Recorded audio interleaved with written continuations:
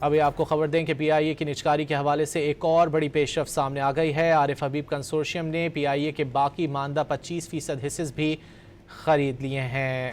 عارف حبیب consortium کی جانب سے یہ پیش رفت سامنے آئی ہے اور عارف حبیب کنسورشیم نے پی آئی اے کے باقی ماندہ 25% حصص بھی خرید لی ہیں۔ کنسورشیم مئی میں پی آئی اے کا کنٹرول حاصل کر لے گا، ذرائع کا یہ کہنا ہے۔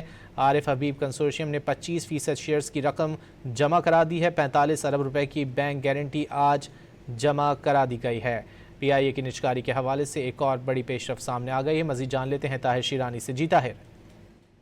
جی بالکل، ذرائع نے یہ بتایا ہے کہ عارف حبیب کنسورشیم اب پی آئی اے کا 100% حصص کا مالک بن گیا ہے۔ رہ جانے والے جو حکومتی 25% حصص تھے وہ بھی عارف حبیب کنسورشیم نے خرید لیے ہیں۔ کنسورشیم کی جانب سے آئندہ ماہ مئی کے مہینے میں پی آئی اے کا کنٹرول حاصل کرنے کی توقع ہے۔ عارف حبیب کنسورشیم نے 25% حکومتی شیئرز کی خریداری کے لیے معاہدے کے تحت 45 ارب روپے کی بینک گارنٹی آج جمع کرائی ہے اور یوں وہ 100% جو پی آئی اے کے شیئرز ہیں وہ حکومت سے خرید لیے گئے ہیں۔